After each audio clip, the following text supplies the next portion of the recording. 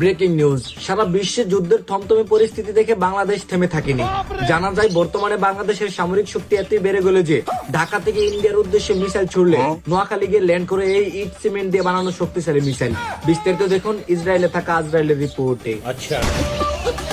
আসসালামু আলাইকুম দর্শক, শুনলাম বাংলাদেশের সামরিক শক্তি অত্যন্ত বেড়ে গেছে। এর কারণ হলো বাংলাদেশে রয়েছে 3টি পারমাণবিক মিসাইল। চলুন জেনে আসি কি কি যন্ত্রের মাধ্যমে এই পারমাণবিক মিসাইল তৈরি করা হলো। ভাই, আমরা কি জানতে পারি কি কি যন্ত্রের মাধ্যমে এই পারমাণবিক মিসাইল তৈরি করা হলো? ভাই, এটা পারমাণবিক না তো পারমাণবিক। আপনার ওই লোক বাংলাদেশকে শক্তিশালী দেশ হিসেবে স্বীকৃতি দেওয়ার জন্য আমরা এই পারমাণবিক তৈরি করেছি। এই মিসাইল তৈরি হয়েছে 2 কেজি সিমেন্ট, 10 বস্তা বালু সহ 3 বস্তা কয়লা দিয়ে। আচ্ছা ভাই, এত কষ্ট করে যেহেতু মিসাইল বানিয়েছেন, একটা মিসাইল দর্শকদের উদ্দেশ্যে টেস্ট টিউব করে দেখান। হালাই কইলোটা কি টেস্ট টিউব বলে? আচ্ছা ঠিক আছে ভাই, আমি টেস্ট করে দিয়ে আইতাছি।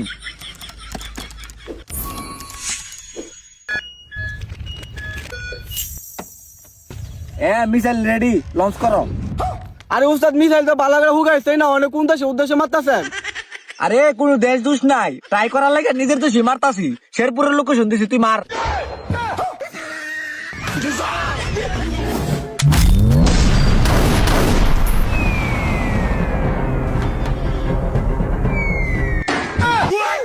মিসাইল লেভেল তো শেরপুর মারছো, মিসাইল আবার আমরা রিবিলাইতাছে। আরে না, তাই কাম করছে, সার্ভার ঘুরাইতেছে, তাড়াতাড়ি বাঘ বুমে নি বুনবো।